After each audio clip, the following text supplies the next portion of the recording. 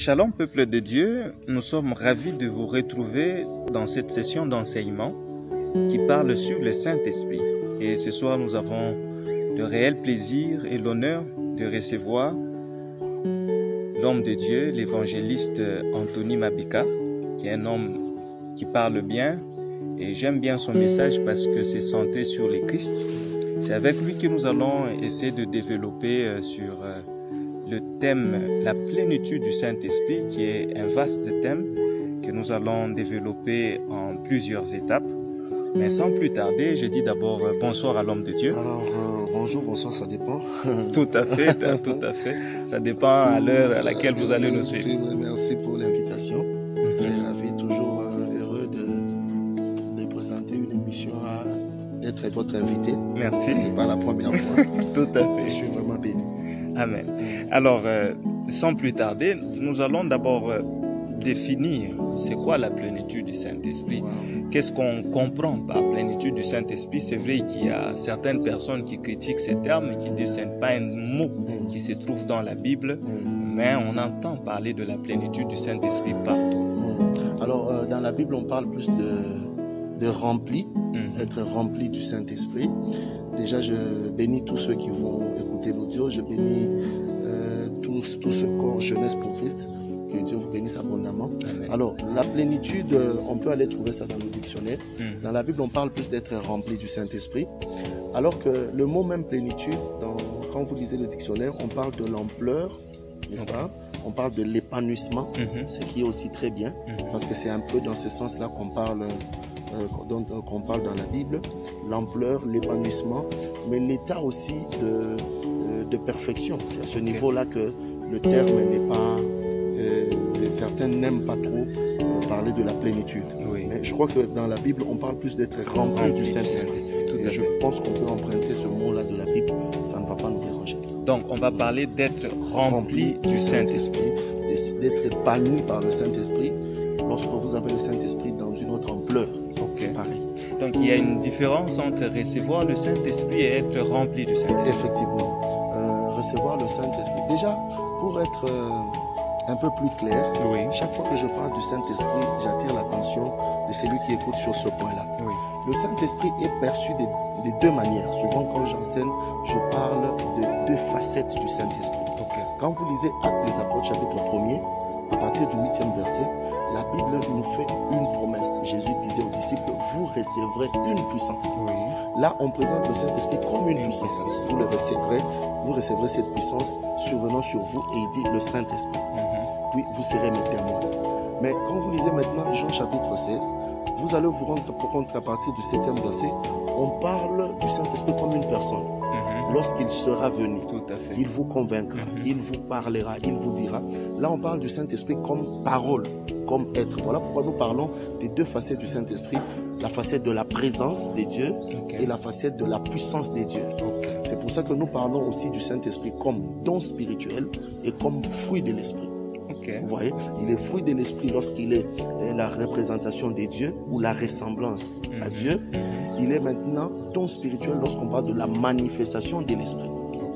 Quoi qu'il arrive, vous pouvez recevoir la puissance du Saint-Esprit, mais vous pouvez aussi le recevoir lui-même, le Saint-Esprit. Et dans cet enseignement, c'est très important de le dire, nous disons que vous pouvez recevoir le Saint-Esprit comme puissance, comme don.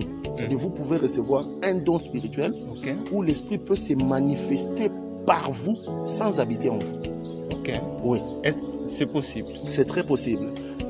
La manifestation de l'Esprit, en fait, le Saint-Esprit, c'est d'abord avant tout un don. Oui, tout à fait. Quand on parle du don, tout dépend de celui qui donne. Et les dons, on dit que c'est pour l'utilité commune. Donc, quand il y a besoin, Dieu peut utiliser qui il veut. Dans la manifestation de l'Esprit, c'est Dieu qui décide qui il veut. Prenons l'exemple de l'âne de Balaam. Dieu l'a utilisé pour parler. Ça, c'est la manifestation seulement de l'Esprit. Et pour un temps, et c'est tout. Il n'a plus jamais parlé là. Vous voyez, Dieu peut accorder une vision à Pharaon. Joseph témoigne que c'est Dieu qui t'a parlé. Mais il n'habitait pas dans Pharaon. C'était la manifestation temporaire. Vous voyez? Alors, il y a beaucoup de gens qui sont utilisés par moments comme ça. Et Dieu utilise qui il veut. Païen soit-il. Parce que Pharaon n'était pas chrétien. Tout à fait. Alors que habiter maintenant, là, il s'agit d'un temple Okay. Là, c'est pour ça que Paul insiste en disant votre corps est le temple. Là, on parle de l'habitation du Saint-Esprit. Et là, c'est impossible qu'il habite en vous sans que vous ne le sachiez. Okay. C'est là qu'il y a la confusion. Il y a beaucoup de gens qui se posent souvent des questions. Vous lui demandez, avez-vous le Saint-Esprit? Il dit, mais je ne sais pas. Des fois, c'est comme si quand je dors, je vois. Des fois, je prophétise aussi. Oui. L'Esprit veut vous utiliser, mais il n'habite pas en vous. Okay. Vous voyez?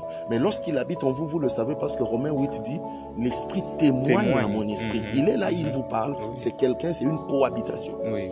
Donc, c'est-à-dire vous pouvez recevoir le Saint-Esprit, puis vous serez rempli du Saint-Esprit. Okay. C'est différent. Okay. Ouais, parce que Jésus parlant de son royaume, il a dit que son royaume est comme un grain, une sémence sémée qui va grandir, devenir un grand arbre jusqu'à abriter. Vous voyez? Donc ici, Dieu a toujours voulu que tout commence, évolue et se termine. Et c'est pour ça que nous disons que le miracle est une exception. La vie normale, c'est sémaille et moisson. Le miracle, c'est une exception. La vie, aujourd'hui, nous, chrétiens, nous voulons vivre par miracle. Oui. Les miracles sont des exceptions. Non, la vie normale, c'est s'aimer, grandir et moissonner. Évangéliste, on garde d'abord cette parenthèse parce qu'il y a quelqu'un qui a dit que le miracle, c'est le droit des enfants de Dieu. Oui. Alors, le miracle, déjà, on dit que c'est quelque chose qui étonne, c'est quelque chose qui vient d'une manière surnaturelle.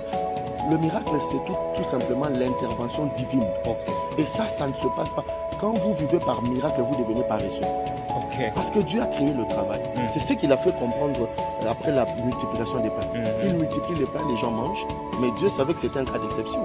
Je vous ai retenu pendant 3 jours à écouter la parole. Il va vous manquer de force en chemin.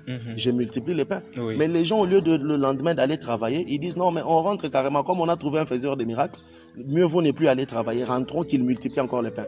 Jésus dit mais non, c'était un cas d'exception. D'ailleurs, les miracles, il dit, les miracles accompagneront. Ce sont des choses qui nous accompagnent. Et il faut insister que les miracles sont beaucoup plus pour briser l'incrédulité. C'est pour pousser les gens à croire. Et d'ailleurs, il dit les miracles qui accompagneront ceux qui auront cru pour que les autres croient par eux. Amen. Donc, ce sont des cas d'exception. Mais la vie normale, c'est le travail. La vie normale, c'est s'aimer et attendre la moisson. Voilà. Formidable. Alors, déjà touchant, qu'est-ce que... On a parlé de être rempli du Saint-Esprit, cette nuance entre recevoir et être rempli du Saint-Esprit. Qu'est-ce qui manifeste que la personne est en train d'être remplie du Saint-Esprit? Alors voilà, déjà, je méditais sur ça. Je me suis posé à moi-même une question. Si le Saint-Esprit est un don et qu'on le reçoit quand Dieu veut et comme il veut, mais pourquoi maintenant on nous donne un ordre dans Éphésiens 5:18 carrément, soyez. C'est un impératif, soyez. Alors, si c'est un don, nous devrions normalement l'attendre de celui qui nous le donne. Mais quand il nous donne encore un ordre, soyez. C'est comme si nous sommes obligés d'aller dire au Saint, allez, viens ici, tu vas m'utiliser ou tu vas vivre. Alors, ceci m'a poussé à comprendre quelque chose dans la méditation. Être rempli du Saint-Esprit dont on parle, quand la Bible nous recommande d'être rempli, on est rempli du Saint-Esprit, s'il s'agit d'une puissance, au travers de l'intimité avec Dieu. Vous voyez? Si le Saint-Esprit est un don, nous savons tous que une fille a dansé au point de plaire au roi, et le roi lui a dit, demande-moi tout ce que tu veux. Tout à fait. Vous avez lu aussi dans la Bible que quelqu'un a offert à Dieu 1000 holocaustes. Je voulais parler de Salomon. Et Dieu lui a dit, demande-moi tout ce que tu veux. Vous voyez? C'est-à-dire, cette phrase est toujours sortie après une réjouissance. Lorsque vous arrivez à réjouir le cœur du roi, le roi vous donne la liberté d'avoir tout ce que vous voulez. Dans le cas d'Élisée, on lui dit, mais demande tout ce que tu veux. Il fait une demande, on lui dit, mais là, tu dois me suivre et voir comment je pars. On lui impose un sacrifice. Vous voyez? Si tu obéis et que tu suis ce que je dis, je me réjouirai. Donc, le don est une conséquence de la réjouissance du cœur. D'où cette interdiction de ne pas attrister le Saint-Esprit. Et attrister le Saint-Esprit dont on parle ici, c'est de ne pas attrister celui qui vous fait le don du Saint-Esprit. Vous voyez? Parce que attrister le Saint-Esprit, c'est-à-dire n'irritez pas, c'est-à-dire ne faites pas de choses qui attristent celui qui vous le donne. Parce que le Saint-Esprit est toujours un don. C'est-à-dire vous devez plaire à celui qui vous le donne de façon qu'il vous en donne encore et encore. Donc être rempli du Saint-Esprit signifie premièrement plaire à celui qui vous donne le Saint-Esprit. Plus vous plaisez à Dieu, plus il vous ajoute une autre force, une autre dimension. Être rempli du Saint-Esprit signifie aussi sacrifiez-vous pour posséder davantage. Parce que j'ai dit que les interdits, c'est une citation que j'ai postée sur les réseaux sociaux hier, les interdits sont la base, les interdits, le respect des interdits de Dieu sont la base de l'intimité avec Christ. Amen. Ça, c'est profond. Oui. Donc, lorsque vous respectez les interdits, Jésus l'explique clairement dans Jean 15, 14, il dit, vous êtes mes amis lorsque vous faites ce que je vous commande. Tout à fait. Ouais. Or, l'ami, c'est quelqu'un à qui l'on se confie. C'est celui à qui on laisse la plupart des choses. Oui. Donc, quand vous arrivez à toucher le cœur de Dieu, Dieu libère son onction. Amen. Vous voyez. Donc, pour être rempli du Saint-Esprit, pour premièrement, être ami de Dieu. Et pour être son ami, il faut supporter Dieu. Moi, j'ai dit dans des termes un peu plus clairs, il faut respecter et accepter les caprices de Dieu. Oui. Il est trop capricieux, notre Dieu. Ne touche pas, ne fait pas, pas ça, pas ça. Quand vous respectez ces choses-là, vous le poussez à vous remplir, c'est-à-dire à vous rendre davantage. Donc, la première des choses, c'est l'intimité, le respect des interdits, des commandements. Deuxième des choses, c'est le sacrifice. Le sacrifice. Vous voyez, c'est lui qui s'est sacrifié. Vous regardez ce que Potiphar a fait. Lorsque Joseph arrive dans sa maison, il commence à travailler pour lui. Il rend tellement de services. La Bible dit, Potiphar lui laisse entre les mains de Joseph tous ses biens. Donc, quand vous commencez à servir Dieu, alors à le servir, il laisse entre vos mains tout ce qu'il a. Et tout ce qu'il a, lui, ce sont des dons. C'est tout ce qu'il est, tout ce qu'il a. Il se laisse entre vos mains.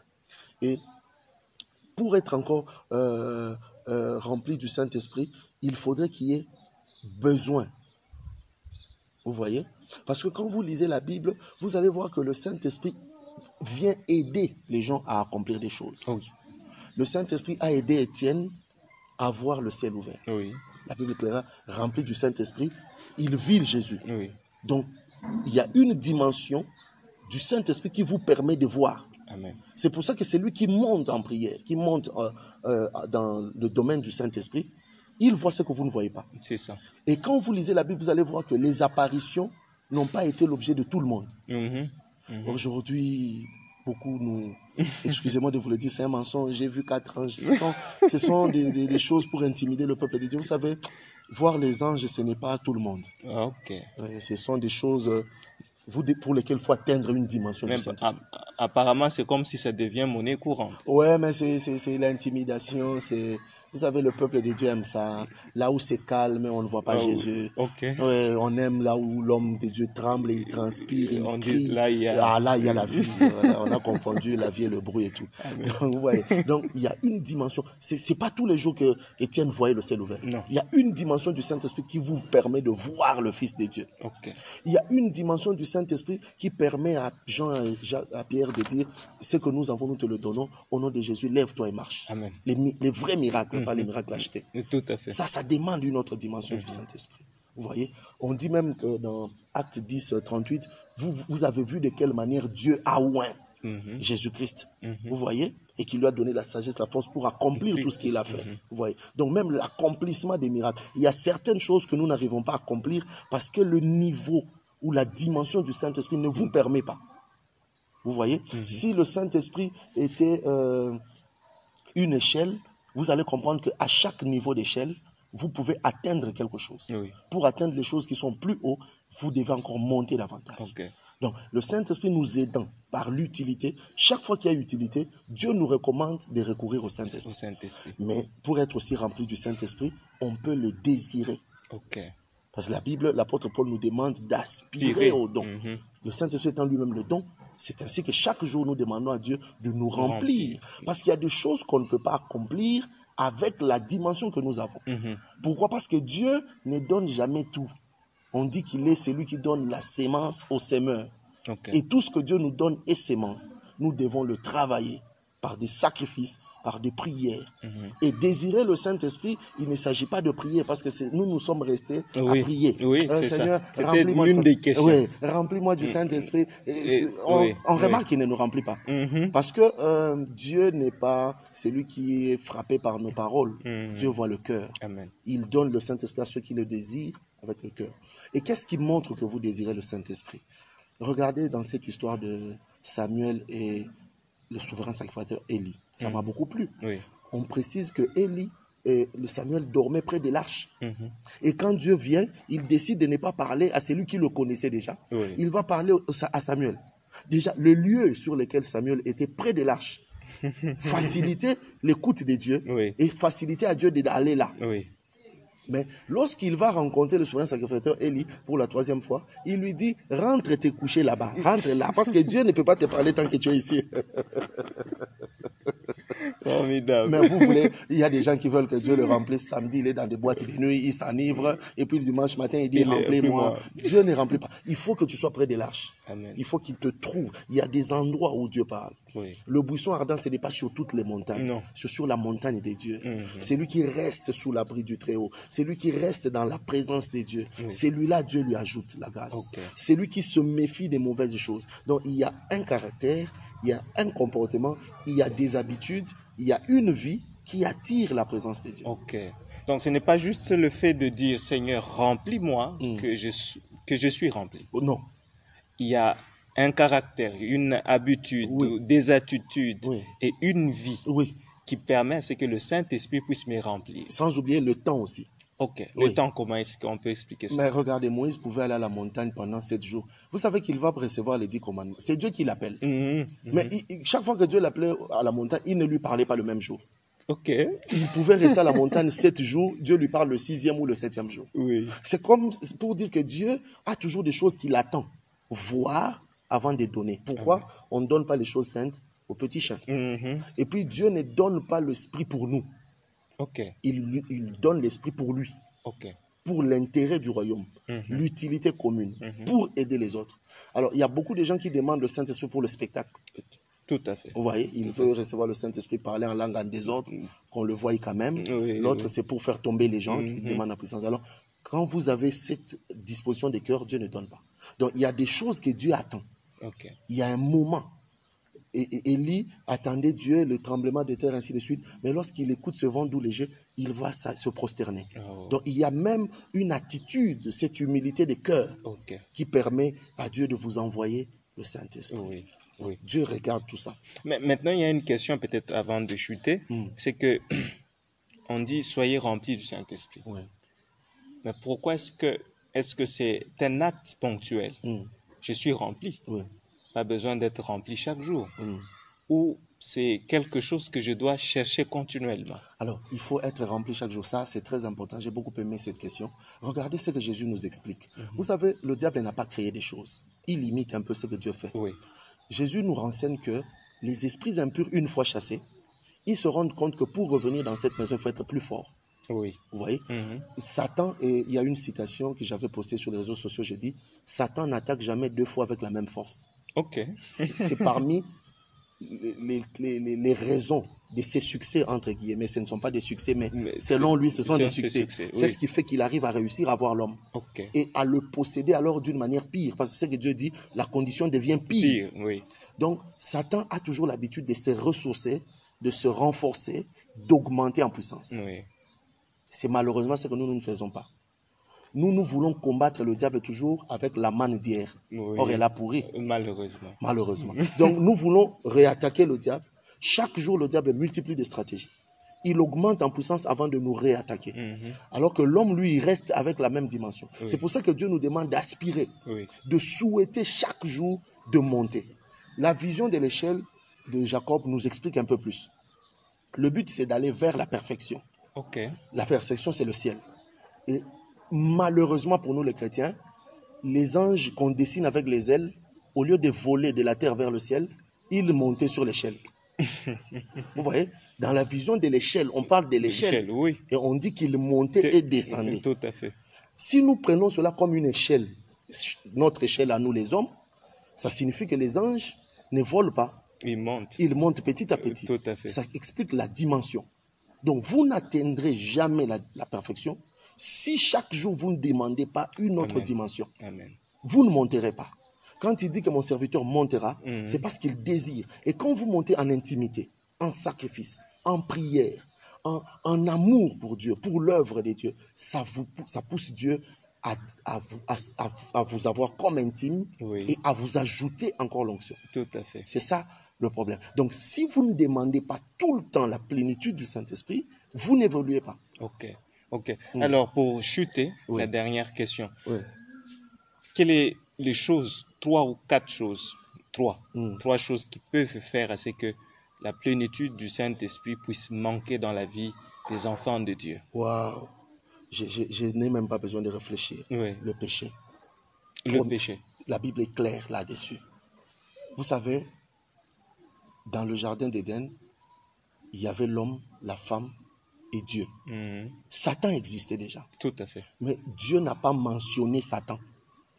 Dans les 3 premiers chapitres. Ça, c'est vrai. Il ne dit pas à l'homme dans les 2 premiers chapitres de Genèse, voilà, il y a un homme qui a quitté le ciel, c'est un rebelle, il viendra vous tenter.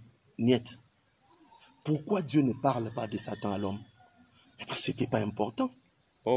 Ce qui était important à connaître, c'était son Dieu et ses interdits. Formidable. Voilà. La victoire sur le diable réside dans l'interdit. C'est ce que Dieu t'interdit qui te donne la puissance. Amen. Vous voyez? Ce n'est même pas le Kuvunja, le moto. Mais ils ont vungé depuis des années. Qu'est-ce qui est vungé? Vous n'avez pas remarqué que c'est de la routine, c'est de l'habitude, taper les mains, taper les pieds. Non. C'est dans l'interdit, dans ce que Dieu vous interdit que réside la puissance. Amen. Vous voyez? C'est pour ça qu'il dit, vous êtes mes amis lorsque vous faites ce que je vous commande. Et Dieu n'a pas mentionné Satan. Il savait que Satan ressemble à un chien dans la parcelle. Lorsqu'on dit, on écrit devant la parcelle, on n'écrit jamais dans la parcelle chien méchant. On écrit devant la parcelle. Donc, ce communiqué-là... Ça, c'est profond. Le communiqué chien méchant, on ne l'écrit jamais dans la maison. Non. Pas dans la parcelle. On l'écrit devant la parcelle. Pour dire, il ne nous concerne pas nous.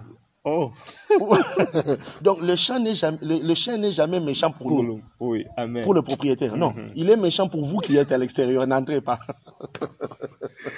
Et Dieu ne s'est pas gêné de laisser Satan entrer dans le jardin parce qu'il n'est pas un danger pour le propriétaire du jardin.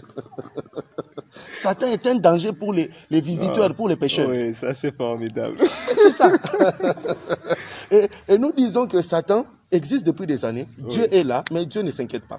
Dans Job 1er, on nous renseigne qu'il est allé même là-bas. Même au ciel. Oui, il entre, mais là-bas, il ne peut pas résister parce qu'il y a la sainteté. Oui. Il aime la terre parce qu'il y a le péché. Tout à fait. Donc, il est méchant pour ceux qui sont du dehors. Et nous qui sommes dans la boîte, il n'est pas méchant pour nous. C'est pour ça que Dieu n'a pas fait mention de lui auprès d'Adam et Ève. Il dit, moi, je n'ai pas besoin de parler de lui. Je préfère parler de moi, de vous, mais surtout de l'arbre interdit. Malheureusement, force est de constater qu'aujourd'hui, l'Église ne parle que de Satan. Tout à fait. Les prophéties tournent autour de Satan. Coronavirus, Satan. Tout simplement parce que l'Église n'est plus un jardin d'Éden. C'est en Éden qu'on ne parle pas de Satan. Amen. C'est l'amour. Vous savez, bien aimé mes filles, quand vous avez une femme, vous n'aimez pas parler de l'adversaire. Non. On ne peut pas. Mais ça, c'est quelle église? Jésus s'ennuie. Oui, c'est vrai. Il descend dans l'église, il n'écoute pas son nom. Quand on écoute son nom, quand on cite son nom, c'est pour chasser l'adversaire. Mais pas pour dire qu'est-ce qu'il fait pour nous, qui il est pour nous. Donc le péché, c'est la plus grande force qui détruit l'homme. Dieu n'a même pas dit que c'est Satan qui me sépare de vous. Non, ma main n'est pas courte pour sauver. Et ce sont vos crimes, vos péchés, l'iniquité. C'est ça qui nous sépare. Satan n'a jamais séparé. D'ailleurs, Satan nous rapproche de Dieu. Chaque fois qu'il nous attaque, nous fouillons vers Dieu. Il nous rapproche pas. Le jour où il comprendra ça, il va arrêter de nous attaquer. Premièrement, le péché. Ça, c'est le plus grand mal de l'Église. Mais aujourd'hui, j'ai dit que l'Église n'est plus un jardin d'Éden. Parce qu'on reconnaît le jardin d'Éden par l'arbre interdit. Vous voyez, on reconnaît une vraie église par les interdits, par les commandements. Mais aujourd'hui, dans l'église, tout est permis. Tout accoutrement est permis. Tout évangile est permis. Tout le monde peut être invité, venir prêcher. Ce n'est plus un jardin d'Éden et par conséquent, il n'y a plus Christ. Ça vous empêche de monter dans la puissance. Le péché. La deuxième chose qui puisse vous empêcher de monter dans le péché, c'est vous-même. Vous savez, Dieu n'utilise que ceux qui sont disponibles. Le plus beau cadeau que vous pouvez donner à Dieu, c'est le temps. C'est le plus beau cadeau que Dieu attend de l'homme. Le temps. C'est pas des millions. Le temps. Le temps. L'amour s'exprime dans le temps. L'amour demande du temps. Ça, c'est une révélation pour moi. Mais vous savez, quand vous avez votre fiancé, les gens vous disent, vous avez mis longtemps, vous dites, ah, pas tu as ça. On a fait seulement 30 minutes. On vous dit, mais vous êtes là depuis 4 heures. Vous avez besoin du temps pour exprimer votre amour. Malheureusement, le diable est là compris. Qu'est-ce qu'il a fait? Le diable a occupé notre temps. Moi, en dehors de la mort, j'ai beaucoup aimé Corona. Oui, en dehors du fait qu'il tue, mais Corona a recadré l'église. Comment ça? Mais Corona nous a appris à avoir du temps. Oui. On n'en avait plus. Oui, c'est vrai. On n'avait plus du temps. Restez chez vous. Pour les enfants, on n'en avait plus. Pour notre famille, on n'en avait plus. Et le diable a tout fait pour qu'on n'ait pas le temps pour Dieu. Ça, c'est vrai. En nous donnant Internet, pour qu'on n'ait pas le temps, alors que nous, on peut utiliser Internet. Déjà, on le fait. Tout à fait. Pour Jésus. Oui. Il a mis la distraction, novelas, des séries en série. En série. Donc, vous avez tout le temps pour être distrait. L'alcool, les boîtes de nuit, l'ambiance. Tout ça, c'est pour qu'on n'ait pas le temps. Ça, c'est profond. Ça nous empêche de grandir. Troisième élément pour aller vite, le manque de supporter la souffrance. Ok, comment ça? Parce qu'aujourd'hui, on dit un chrétien ne peut pas souffrir. C'est tout ça le vrai problème. Vous savez, dans Job 33, on nous dit que Dieu parle tantôt, à partir du verset 14, il parle tantôt d'une manière. Plus bas, on dit, dans la douleur aussi, Dieu parle à l'homme. Ok. Vous voyez? Aujourd'hui, la plus grande force du chrétien, ce n'est pas la gloire de Jésus, c'est la souffrance de Christ. Amen. Ce qui fait notre force, ce n'est pas le fait qu'il était au ciel, c'est le fait qu'il était à la croix. Et l'homme, Christ à la croix, il a été le modèle de l'homme. Nous montrer qu'est-ce que l'homme doit faire pour être heureux. Il doit accepter de souffrir. C'est plus qu'on a enlevé la croix à l'église qu'aujourd'hui, nous n'avons plus de gloire. Ça, c'est vrai. Voilà. Ça, c'est vrai. Il faut laisser à l'homme le temps d'endurer sa part de souffrance pour qu'il devienne grand. Il y a vraiment peu de serviteurs de Dieu qui parlent comme vous sans vous flatter. Parce qu'on sent la centralité de Christ dans votre message et je pense que le peuple de Dieu est béni. Amen. Je souhaiterais passer plus de temps en train d'écouter la pensée du Seigneur. Vous avez parlé du temps. Vous voyez que c'est le temps qui manque toujours. Mais malheureusement, nous vous disons sincèrement merci de cet entretien. Et ne vous lassez pas parce que nous allons vous déranger parce que le peuple de Dieu a besoin d'écouter ce genre de messages. Amen, amen. Merci beaucoup. J'ai toujours aimé présenter l'émission avec vous. C'est mieux de présenter l'émission avec quelqu'un qui a la connaissance des Écritures. Tout à fait. Ceux qui vont écouter nous excusent. Moi, je parle un peu plus vite et avec des paraboles. C'est lui qui lit la Bible comprend mieux facilement. Alors, c'est pour ça que j'aime présenter l'émission avec vous. Je bénis Dieu qui nous a donné l'opportunité. Ce n'est pas vous qui nous avez choisi, c'est Jésus qui l'a fait au travers de vous. Merci.